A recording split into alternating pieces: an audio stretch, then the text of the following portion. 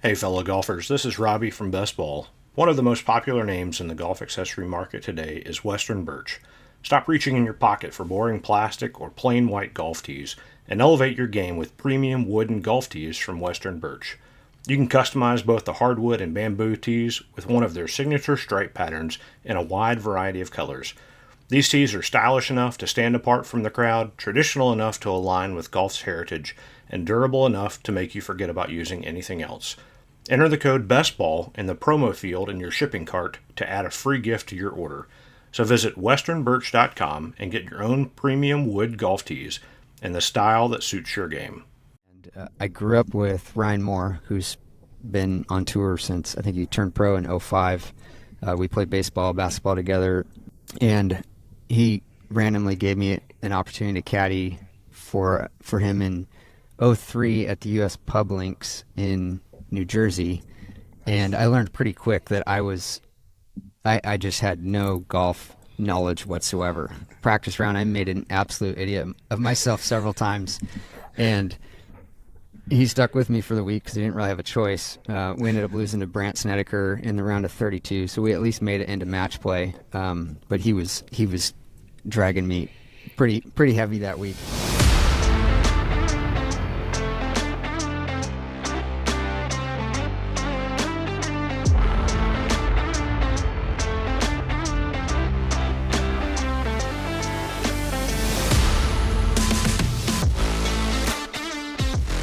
Ladies and gentlemen, welcome to another issue edition of the Whole Story Podcast. We appreciate you all joining us, listening in. For those that are subscribed to the different podcast mediums or on YouTube, we appreciate it. Make sure you tell your friends, especially because of folks like we have in our guest today, Jeff Marsh. Let me introduce Jeff, and then we're going to ask him some questions. So Jeff is a golf photographer. If you're online, you probably should pause this and go find him on Instagram and start looking at his stuff. But amazing golf photography and videography. Former NFL photographer.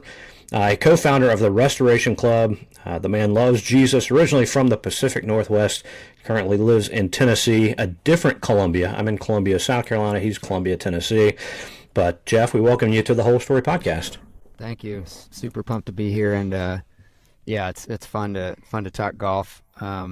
Obviously a family man too. I don't know if you can hear the kid crying in the background, but work from home, dad when I'm not on the road shooting golf, and so yeah, we've only been in this Columbia for I just hit 2 years a couple days ago, and visited your Columbia for the first time in October. What was in the area for a little visit to Tree Farm and Old Barnwell, and needed to make a Best Buy run, so I ran out to Columbia. Very nice. Well, yeah, that's those are a couple great courses. We haven't seen Tree Farm yet. We've been to Old Barnwell, and it's outstanding. But your work there, my friend that's a member, our friend Jonathan, our friend that's a member there, Brandon, he sends me this not knowing that you and I had been communicating over messages on Instagram and stuff, and he says, "Hey man, you've got to see this video," and it was your 4K flyover of Old Barnwell, and obviously that takes me down a rabbit trail of looking at all the other ones. So incredible work. But one of the things, like I mentioned before we started recording, that really stood out is following you on Instagram is your golf photography, but also your, I would say, vulnerability, your humility, your love of Jesus, just how you keep it real in a social media world that seems to want to post the best of the best. So why do you think it's important? We'll start there. Why do you think it's important to be vulnerable, to be open about life's challenges and struggles and stuff as we're trying to make our way through life? Well, I'd say it was a long road to get to that point of understanding what vulnerability looked like. I spent most of my life not being vulnerable, probably like most of us guys at some point, or most of the time, stuff life in, and experienced a lot of really hard life early on, and it just eventually caught up to me.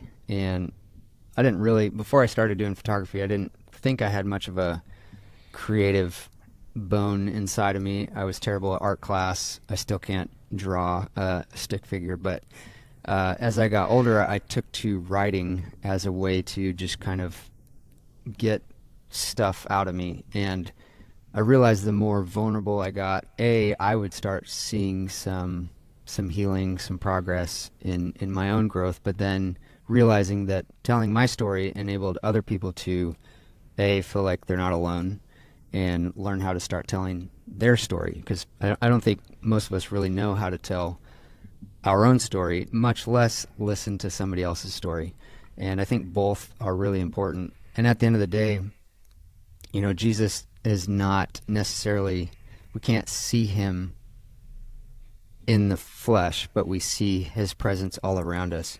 But because we can't necessarily see him have a conversation face to face like this, it's hard to be vulnerable with him. And I don't think we can truly trust him if we're not vulnerable with him. And for me, the best practice of that vulnerability is being vulnerable with friends, guys like yourselves, family, anybody that I could find that would listen to my psychotic story, and just learn that being vulnerable is not weakness, it's actually strength. And the more that we can do that, the more, again, healing that we find, but also purpose in whatever we're doing. And I use the analogy of the Braveheart scene where they all lift their kilts, moon their enemy, and that's what it feels like every single time I am vulnerable, especially online. And I tell most people it's probably not advisable to be as open and honest as I am, and sometimes it'll get me in trouble. So I have to rein it back.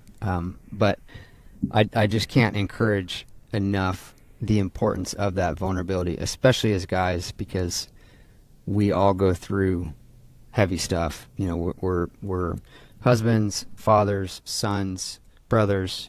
We work, a lot of us in very rough work environments, and it's easy to just keep to ourselves. If you get paired up to, a foursome as a random, the only thing you're going to talk about with that group is, what do you do for work? How's the weather?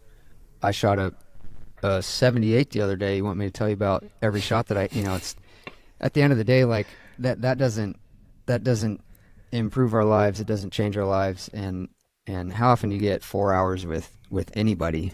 And so, transitioning that vulnerability from writing into the golf space and then onto the golf course. And, again, it's not necessarily easy or fun, but it's always rewarding and worth it. And then I've seen, because of all that, my vulnerability in my faith has increased tremendously, and by doing that, I've seen my platform and my reach and my story start to get to places that I never thought it would. I actually thought it would tarnish my reputation by being vulnerable, but it's done the opposite, which is encouraging for me, and I hope that can encourage other people to step out and say, hey, I've got a story, and I feel like somebody needs to hear it. I just don't know where to start. For me, I started with writing, but we all have different, unique, creative outlets, and so I just, it's been interesting and bumpy and rough, but again, at the end of the day, it's so worth it. How do you see that translate over? Because you're working with some prestigious golf clubs and places and people, and yet they're aware of this side. How does that translate into just real life and the way that the connections that you're making through your work? I would see, I guess, two different outcomes or results. I generally think that when people see that, I think it's just the insecurities that we have. But when I do share some of the stuff that I share, it for tough guys, it's a sign of weakness. And so I think, with client work, I would say I'm certain that I probably have lost potential clients over the years because of the way that I share things, the vulnerability that I have, my outspoken, beliefs and the way that I choose to live my life.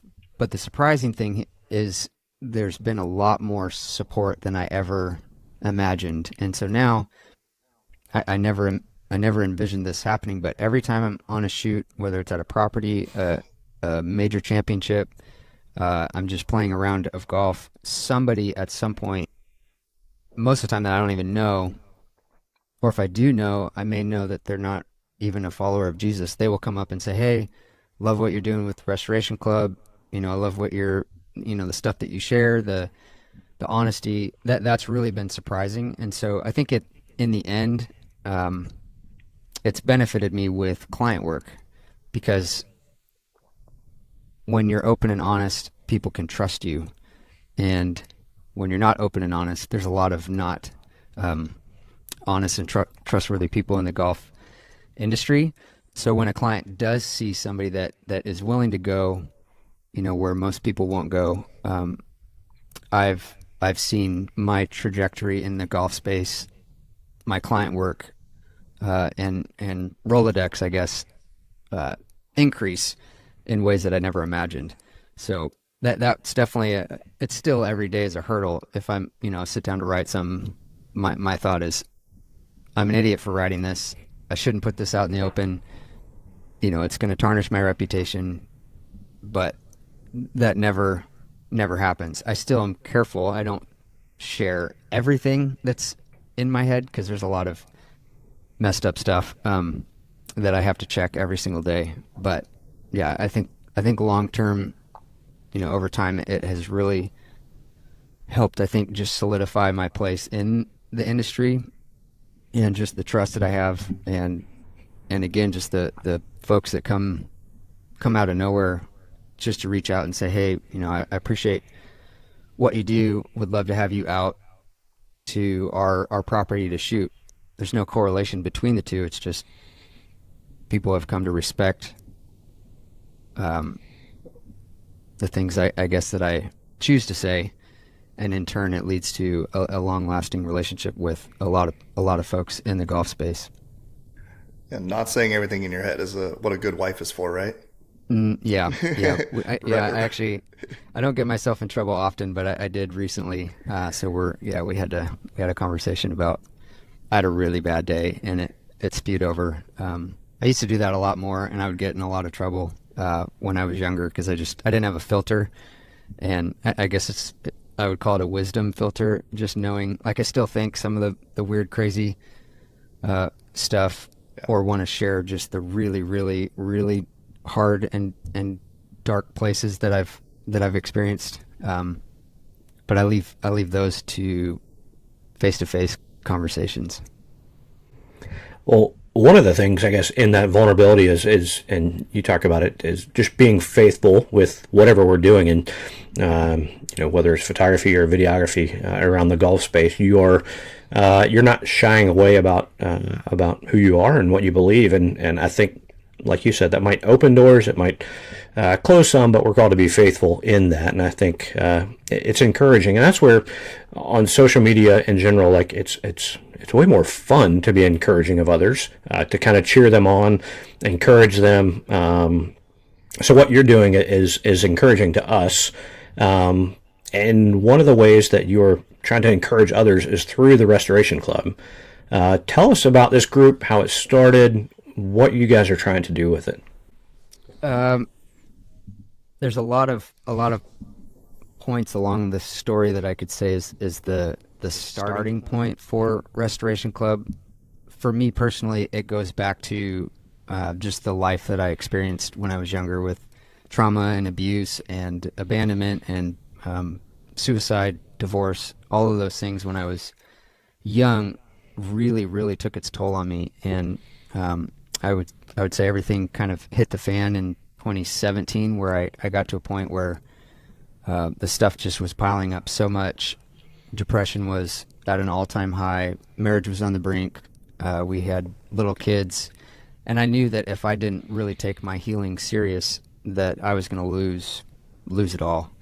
And so I spent really 3 to 4 years just on a journey of finding healing. And pretty much every day I didn't think that it was attainable, but I knew that I just had to keep going. And, if I met with one doctor or psychiatrist about medication and they didn't have the answers that I wanted, I would just keep going, keep searching. keep trying to find friends or mentors that could understand my story and help me get to a good place. And really wasn't, I would say, until middle of 2020, when we all had just a fantastic year, stuck at home, life on the brink, where I experienced that breakthrough. And I think that was in that season where I really learned vulnerability through community and friendships. And a lot of it was through the game of golf. And so I started just kind of sharing that journey with a few close friends. Just said, hey, I was almost 40 at the time. I'm 41 now. I've worked my whole life to try and find healing, restoration, and to be able to live the life that I feel like I'm supposed to. And it took that long because I just was kind of looking in the wrong places. How can I take all of that journey, that pain, turn it into purpose, and help other people find that healing and restoration that Jesus promises to us? For me, why did it take so long? That was my question all along, and I still don't necessarily have the answer. But my mission and our mission is to provide a real community, a real purpose for guys through the game of golf, where they can actually be open, honest, vulnerable, whether it's on the golf course, in our Discord community. We have meetups that pop up all over the country, and sometimes it's just for coffee or dinner or going to an indoor sim. It's not always on the golf course, but trying to build. I look at how Paul, the Apostle Paul, built the local church. He would go around to different areas and empower and enable a community to start a local church, and then he would go to the next place. And so that's kind of our vision is finding people to take reins in their area to create a community where guys can, relationships don't happen overnight. And, we can do a cool event here and there, and that's fun. But the purpose of it is to get guys together in general areas where they can start spending more and more time together, live life together. Because I think we all learned in 2020, like we are not supposed to be alone, and it was hard for everyone. And so it's been a cool journey. We launched about 2 years ago. I feel like we're really starting to hit our stride this year. We just became a nonprofit, so we can do some fundraising, which enables us to do some more of these events, meetups. We have plans to do some cool video series. We have a podcast that's been up and running, and so it's been exciting. Every day it kind of evolves, and we're just kind of in the passenger seat, trusting God has a plan for what we're doing in that. And it's the folks that have come into that sphere or community, current and retired professional athletes from other sports, not just golf, musicians, all the way across the socioeconomic board, no matter what people do for work. It's been exciting to see, like, our message resonates with any golfer and honestly non-golfer. And we get a lot of messages from women that are like, hey, this is great. I shared this with my husband or my dad or my brother.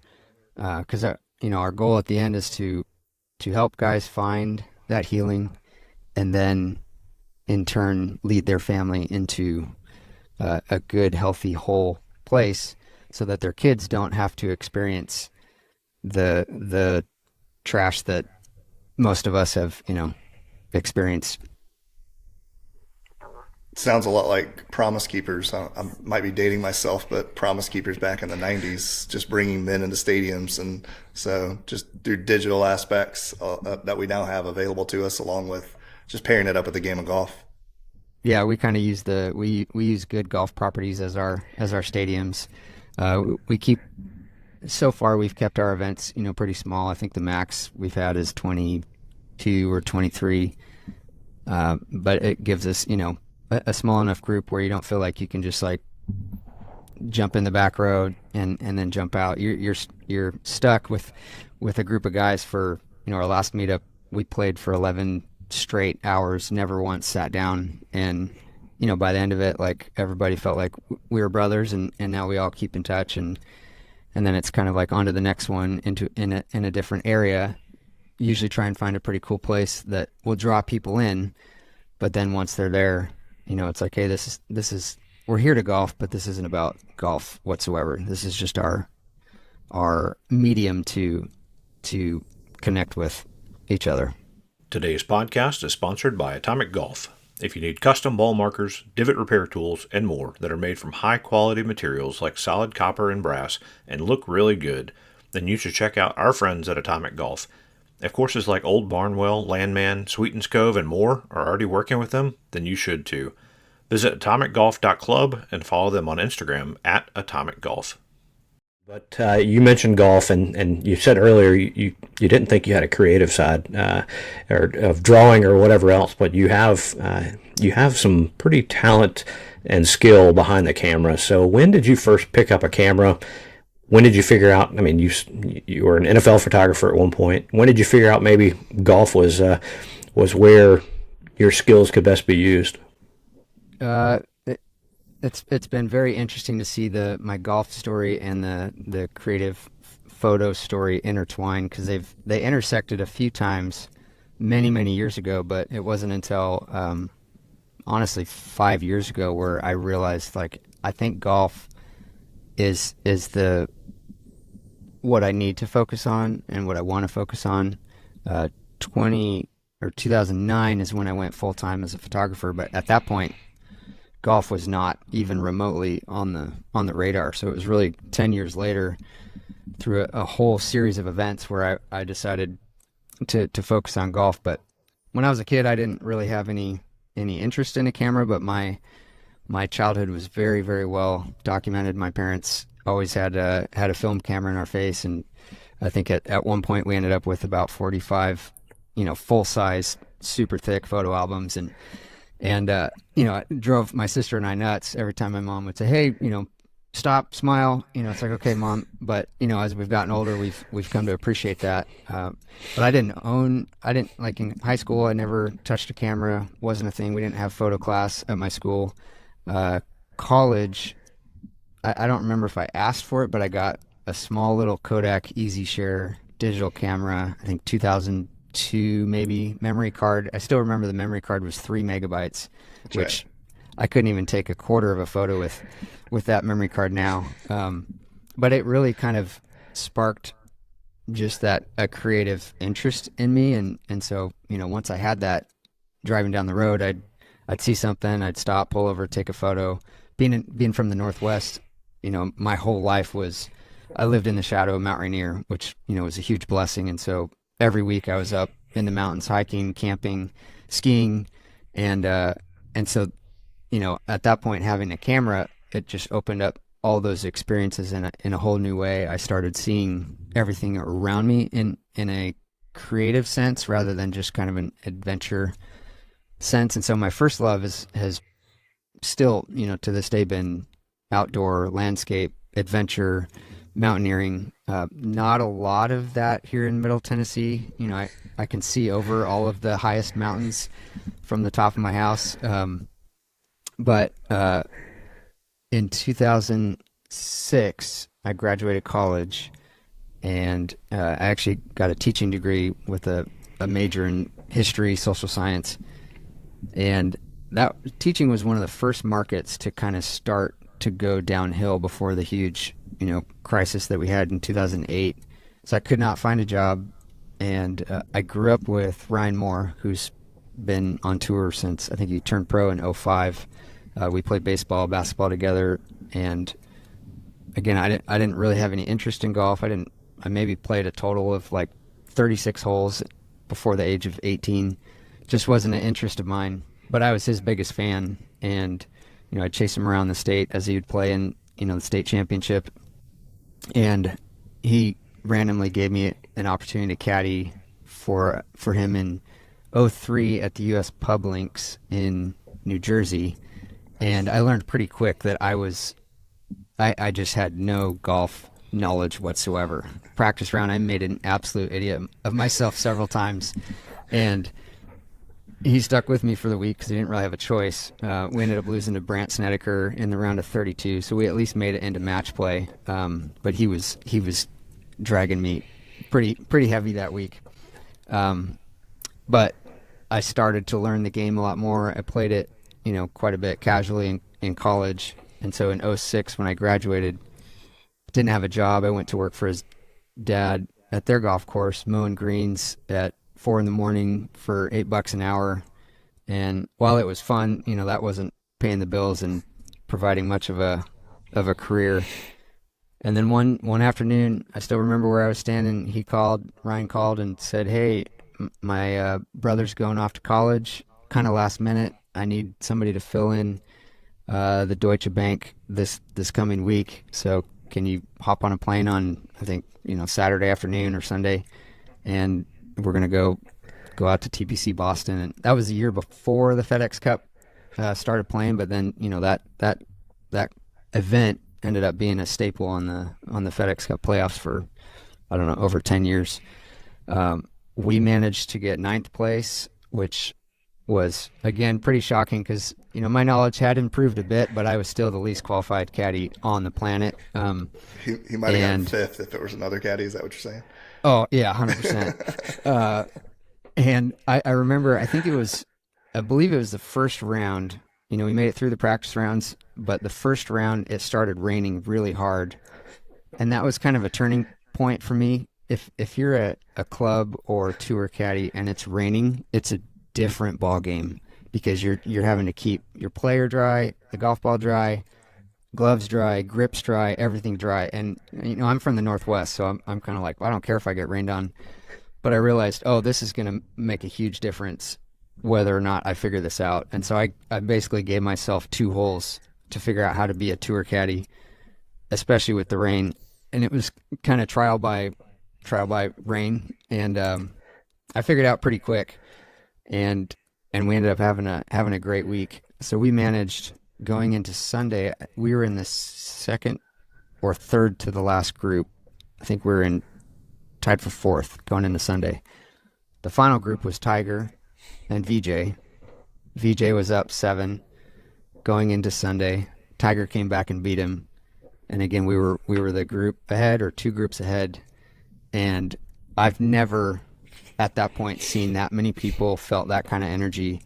And it was, I know my eyes were big, but I also, again, was making the decision internally. I need to be a pro here. I need to act like I belong, even though I know I'm not that qualified. We've gotten to the point where we could actually win this thing. We got to, catch VJ. Tiger ended up catching VJ, but I was only supposed to be out for a week. I ended up being out there for 6 months, I believe. And so that was quite the journey. And I think we ended up with 3 or 4 top 10s. Ryan, shortly after that, I think got his first win. He was a great player, one of the most decorated amateurs of all time. And I helped, as a caddy, the best I could, numbers and reading greens and stuff. But at the end of the day, he had me out because we had a good friendship and he trusted me, and just the rapport of being able to have a conversation, take his mind off of a bad shot or take his mind off of the pressure of Sunday afternoon golf. And it was fun. I knew that it wasn't going to be forever. But by the end of that, I knew golf was something that I, wanted to be a part of. And eventually, through those relationships that I made, once I was a photographer, those paths, connected, and that's when I felt like for the first time I had found my stride, my niche, my joy in career, which I just had never experienced that before. And when I was caddying inside the ropes on a Sunday in 2006, I never in a million years thought I would be inside the ropes in a completely different capacity, at major championships. And it never escapes me every single day that I'm out there, just the journey that I've been on, and, how many times I just wanted to jump off that train and not, wouldn't have made it to where I'm at today. And So it's been, again, I tell everyone it's just a wild and psychotic journey that I've been on, but it's, I wouldn't trade any of it. Sounds like, I mean, most of us dream about being inside the ropes, period, right? The random guy that's going to grab a golf bag because we saw it in a movie or something like that. But Yeah. now you're inside from two different factors. So, like, take us just inside. What does it feel like on the first tee as a photographer? What are you trying to capture in that moment? If it's just a regular person, right? Just a regular tour guy that might end up missing the cut on Friday. What does that look like for you? It's kind of funny because I do get nerves, just kind of the excitement, anticipation of, I mean, this is a big deal. Just the fact that I'm, on the biggest stage in golf, and I have a job to do. I don't feel necessarily the pressure to perform like I did as a caddy, but I don't remember even as a caddy being completely unqualified and, a fish out of water, seeing Tiger Woods literally on the very first day that I was on the practice range. It's a different feeling. And honestly, I missed caddying for a long time. I felt like that it seemed like a weird season to just kind of end how it did. And, it was kind of like, what was the point of all that? And so now, feeling like just the confidence of knowing I can step inside the ropes. I know that I've earned it, at this point. I belong. I'm not going to make a fool of myself, hopefully. And just You can delete those pictures, the ones yeah, that are... yeah, I have. But just, I think, one of the many ways that caddying prepared me was knowing when to anticipate moments to happen, knowing that some of the best shots are the in-between moments. Everyone likes to shoot the action, and Getty and AP, they're a lot of times they have a shot list and they show up and their job is to get a nice tight, face shot of just about everyone in the field so that whoever wins, they have that good, ideal token cover shot. I get the privilege of shooting everything in between. So it's, in some ways that pressure is off a little bit, but I put a lot of pressure on myself to tell a whole story, and that's what I've come to really pride myself on. When I'm on site during an event, I don't post stuff to say, hey, look at me, look at what I get to do. To me, it's, I know what it's like to be on the outside and wanting to know more of the story or wanting to be the guy that's inside the ropes. And so I do my best to tell the whole story, to bring people along on that journey of, I'm not going to go to the US Open, but I get to see, an inside look of what it really looks like and feels like. And, Sunday afternoon when the heat is on, that's definitely where the blood really gets pumping, almost to the point of feeling like one of the athletes out there, and it's a rush. I'm out there 7 days straight, sun up to sundown, especially at the bigger events, and it's sad, walking back to the media center after the trophy's, been raised, because it's like I love it. I live for that feeling, and just being able to, not just rub shoulders with folks, but being a caddy, I still have some caddy friends and getting to hang out with them. But again, just when you're walking down the ropes and there's, people everywhere, somebody will be like, hey, hey Jeff, what's up? Good to see you. High five. It's just such a fun, unique experience that I could have never scripted or expected. You've gotten to be in some pretty cool places. You did the Women's U.S. Open at Pebble and the Solheim Cup, and I mean, some of the videos you've shared, the Nelly Corda, a couple of her videos where you're kind of right behind, you're using that free fly Ember camera that you get to play around with these cool toys. And her swing is perfect, Yeah. but the way you have taken these pictures and put it out there, it's got to be just incredible to watch.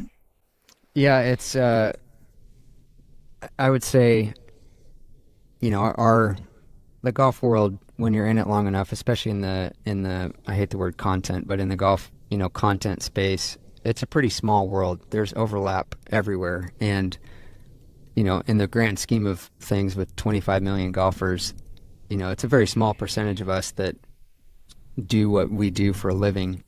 And the most successful folks find a niche, or they're really, really good at something that that most people aren't. And when I decided to just focus on golf as a freelance, I used to do weddings and corporate, commercial, real estate, shot for the Seahawks for several seasons.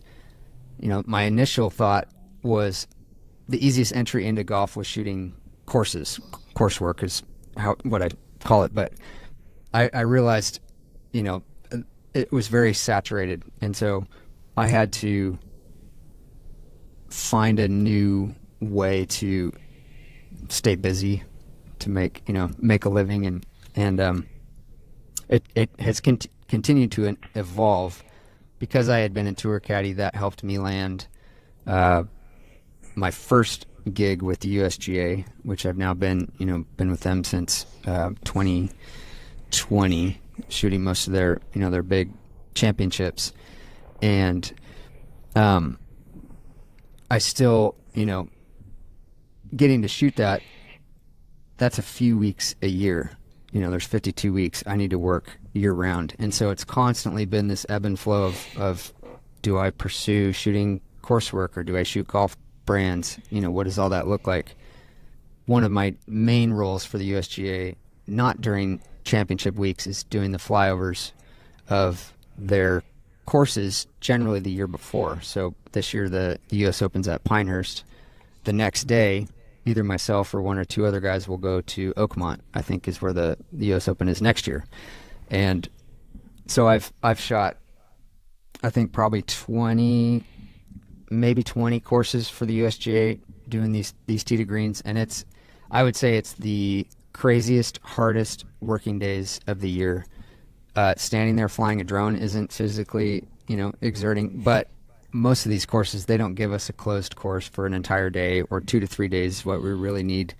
And so sometimes we won't even get any help from maintenance, but most of the time we do. But we're out raking bunkers, pulling tees, taking down the ropes that keep carts on cart paths, and pulling flags, making the place look, ready for network television. And so I've done it enough where it kind of became second nature. The hardest part really is just getting the course ready. Once the course is ready, I know that I can, give me one good take with no birds flying or a car in the background, and I can nail a shot. And so I decided, as I do go shoot other properties, as a separate client, I decided, well, I'll just start doing this, for these courses. And, that's where you ended up seeing that old Barnwell flyover. Christmas time this year, I had some time to finally start piecing some of those together. And I think at the time I maybe had 30 YouTube subscribers and one video. It wasn't a medium that I had really pursued.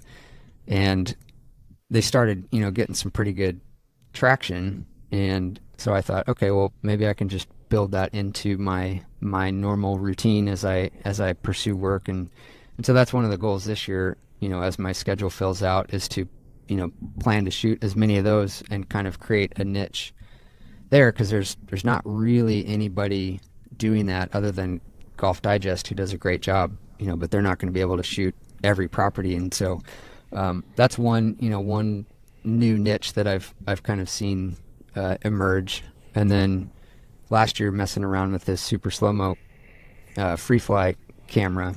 I've used it before, not in golf, but I thought, what better action sport than to shoot, some of the best swings in the world in 1,000 frames a second.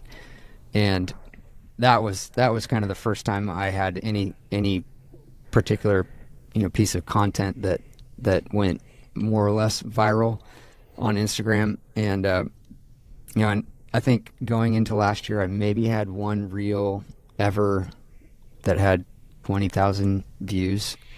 I try not to play the numbers game. You can get wrapped up in it, and your identity can get wrapped up in it. So I try to avoid that stuff. But I think at this point with those slow-mo videos, I'm up to like 11.5 million views, which I never in a million years thought, slow-mo videos was gonna, be something that took off. And because of that, I've been able to land, some additional clients, especially in the women's golf space because of Nellie's incredible swing. And she's been super gracious, fun to work with. And honestly, I really, really enjoy shooting women's golf. It's probably become my favorite lane in the golf world, to spend my time, just because they're so gracious. They're happy that you're there. They're trying to grow their, the women's game and their own personal brands. And so it's been fun to, to get invited, more on the inside, than even on the men's side of the game. So it's interesting to see how things evolve. And that's why I just encourage everyone, if you keep trying, and if something doesn't work, try something else. You never know what's going to cause things to take off. And so it's been really just in the last 7 or 8 months been fun to see some momentum there.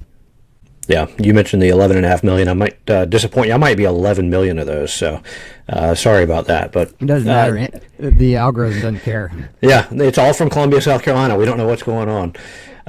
But with the slow-mo stuff, one cool thing you get to go do is the F1 race in Vegas.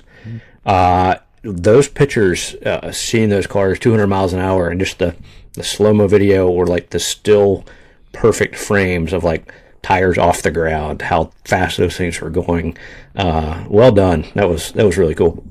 Thank you. That was I'd never shot any car racing before, other than my father-in-law. He gets into I call it the old man racing, but never cars moving that fast. I'd never been to a F1 race. I grew up, I liked Ferrari, but I wasn't really even much of an F1 fan, honestly, until the Netflix show came out. And it's just like a golf tournament, though, right? Like, yeah, it's exactly the same. That the Vegas event, they hadn't done a Vegas event in, I think, like 1989 maybe, or something was the last one. And it was very interesting to see what a $1 billion event looks like, because the U.S. Open is huge. The build outs are huge, especially at some of the bigger properties. But just one grandstand in Vegas, is bigger than all of the grandstands at a U.S. Open combined. And, when I saw the first one, and it's like a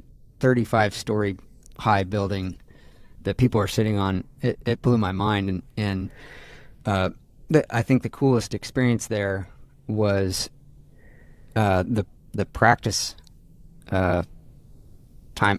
Not the time trial, that's Friday. Thursday is just the practice lap. Most of these guys had never even seen the track. And within 8 minutes of that start time, it didn't start until 8 p.m. One of the cars hit like a little water cover on the street, ripped the whole bottom of the car off, and ended up delaying the practice until 2. I think they resumed at 2:30 in the morning. So they ended up sending all volunteers, all patrons, everyone went home. And, at this point I'm committed, because we'd waited around for a few hours. They kept saying, we'll start soon. They ended up going around the whole track, replacing every single one of those covers. And, most of the guys that I was shooting with are like, I'm not staying, I'm going home. So 3 of us stuck it out, and we were the only people that we saw that evening when they actually started racing. So it was kind of like a private viewing, and just hearing that sound through the streets of Vegas, helicopter chasing them around, was pretty cool. And that was really the best time for me to get any footage, because there was 350,000 people there, and access was pretty limited once the actual race started. So that was a cool first night on site for just a new race. And I mean, I knew the cars were going to be fast, but I'll never forget that first car that went by, because you get maybe 1 second of visual, and that's it. So nearly threw out my back trying to shoot these cars with slow-mo, because I have the camera in my hand, and it's like I'm turning trying to turn 200 miles an hour, and so literally for every 15 takes, I maybe got a split second of clear usable footage. So it's like a golf swing, right? Just go quick. Yep. Yeah. Go as Speed fast as training. you can. Yeah. So that was fun. I'll hopefully get to do that a couple more times, and even that that opportunity came just by meeting a guy shooting at a golf event 2 years prior. We just kind of struck up a conversation, became buddies, kept trying to work together, and then he ended up bringing me onto that project. So yeah, you never know where you're going to get the next opportunity. And that one of the things that I've constantly talk about online and with folks in person is just be kind to everybody. A, it's the right thing to do, and B, a lot of people aren't kind, so you're going to stick out with potential clients and then just friends and the golf community in general, and so that's probably my number one goal more than anything, is just be kind to everyone that I can, and not with expecting anything in return, but those kinds of experiences come out of just being a kind person. Yeah, well, kindness is attractive, right? People want to be around nice, kind people. So you've done it well, and the doors will keep opening. One of the cool things about what you do, and I've seen it, through what we've done, we've met people like Kyle Walton and Jeff Birch, and I got to go play golf with them. And one of the cool things I imagine that you get to do is not only go take pictures, but play some golf at really cool places. So we always ask our guests, we love golf stories, what is your all-time most memorable golf shot?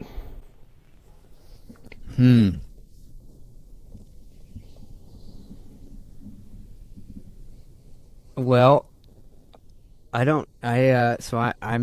think I'm playing to like a 6.5, and I'm a very scrappy, very, very scrappy 6.5, because I didn't grow up playing. I was a baseball player, so I still every day fight the over the top cast. So my rounds usually are made up of like hitting some radical shot out of the trees just to try and save par or bogey.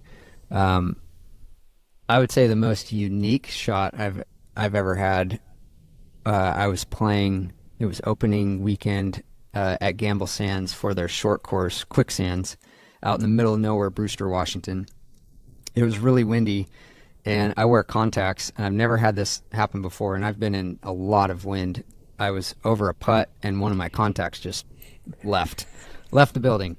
And oh my God. So thankfully, it was a short course, so it wasn't a real big deal, but we had a good handful of holes left, and we get to a hole literally called One Eye, and it's the first time in my life, and this was 21, so roughly 3 years ago, and it's maybe happened once since. First time in my life that I hit the stick on a par 3 off the tee, and I had one eye closed because my depth perception was, I'm so blind that when I lose a contact, I can't see. So I was closed.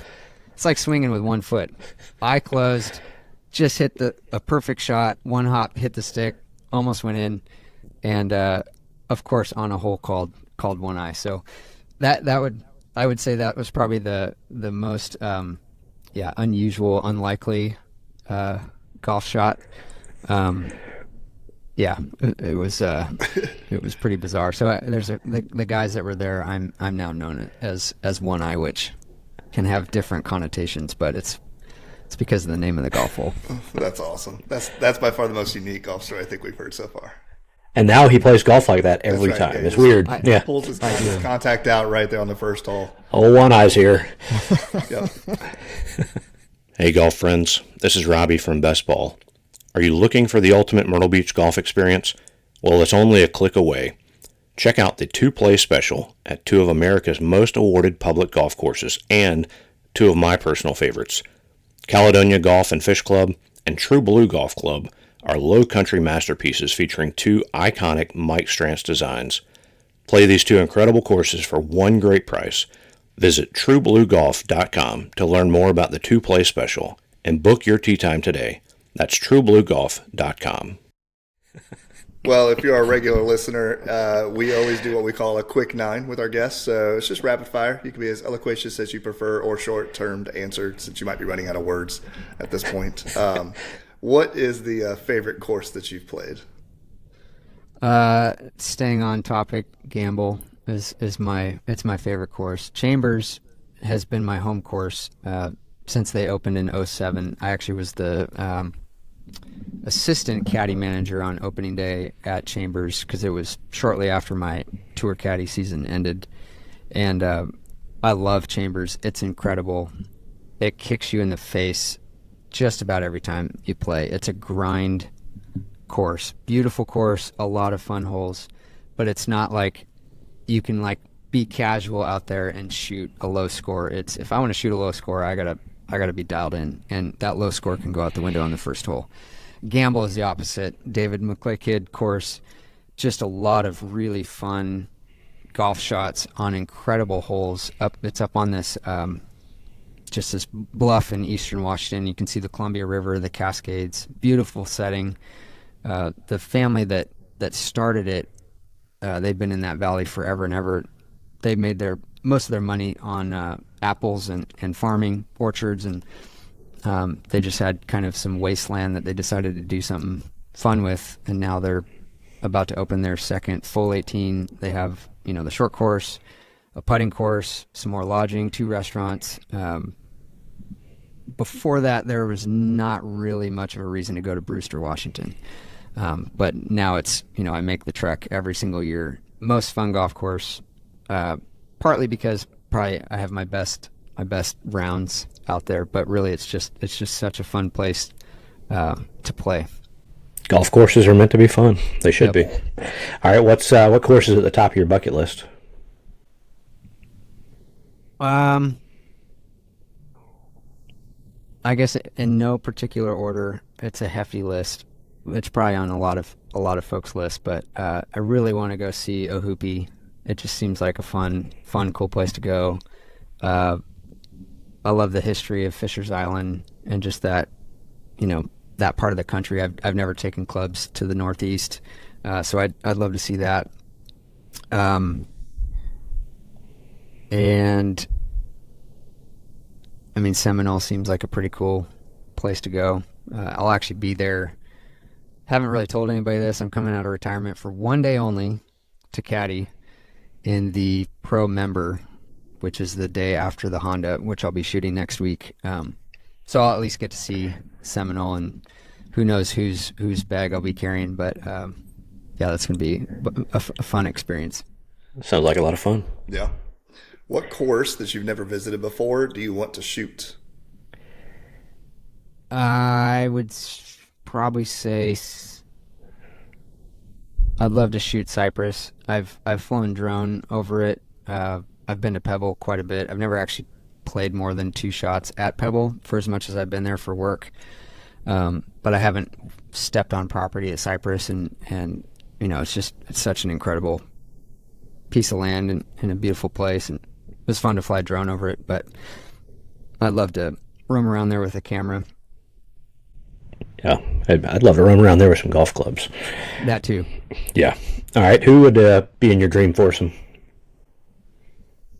Well, I managed to get the majority of my family into golf. Partly, when we were all shut down in 2020, my son and I were nonstop hitting golf balls in the backyard, and my wife could see us from the kitchen and decided she wanted to start hitting golf balls. And she ended up having what I call the most decorated rookie season of golf in 2020. She got to play Chambers, Gamble, Whistling Straits, Erin Hills, Sand Valley, Mammoth Dunes, several others. And we haven't played a lot. Instead. Yeah. Like she's got more golf stories, it sounds like. She does. And she actually has her own podcast. So she's probably a lot better at this than I am. But so, yeah, I mean, if I could choose anybody, it'd be my family. But also the 3 guys that help run Restoration Club, that they're doing good, really good work, and never know what's going to happen when we're on a golf course together. All right. Would you rather take the perfect picture or hit the perfect golf shot? Picture.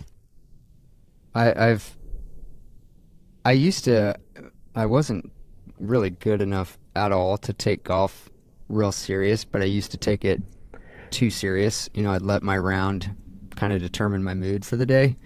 And if I started out bad, I'd be kind of grumpy. And it wasn't until I started playing with a camera that really changed overnight in one round of carrying a camera. And so now, when I shoot properties, sometimes I'll have a free evening where I'm kind of done shooting and I can go play at some really cool places. And usually I'll do both. Half of that old Barnwell flyover, I had half set on my shoulder as I was flying those holes, trying to hit a few golf shots, another camera in my other hand. But at the end of the day, I think I get more excited about getting to shoot stuff, and being able to share that with folks, because otherwise if I play, I hit an iconic shot and I share it on social media, nobody gives a crap. But to be able to walk away from a place like that with some good, some good photos or video, that I think that just, I've realized, gets me a little bit more excited. Do you have a favorite camera? So I've gotten to shoot with a couple Leicas. Always been a dream to have a Leica. I don't have one yet, but I've gotten to use a couple, and it's just something unique about, what I would consider the best line of cameras in history. They're a lot of fun. They're a lot more analog.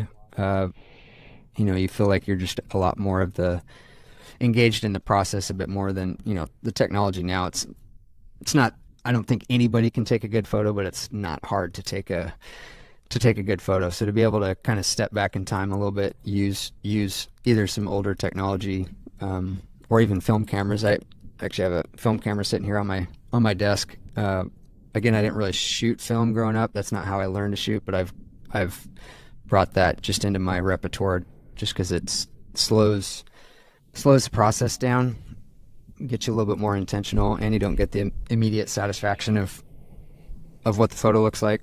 And a lot of times I won't even, put the roll in properly, and there won't be any photos. It's happened a few times. But well, you mentioned the family albums full of photos and stuff. That's impressive in itself, because most of us have boxes full of photos that were never put in the album. So good on the family there. Yeah, she was very organized with that. And the crazy thing is, when we had our first kid, I had quite a bit of downtime. I was mostly shooting weddings, so I'd be busy on the weekends, but not much during the week. So I spent about 3 years digitizing all those photo albums. Peel off the clear plastic, take all the photos out, put them on a scanner. I mean, it ended up being, I think, about 5,000 photos.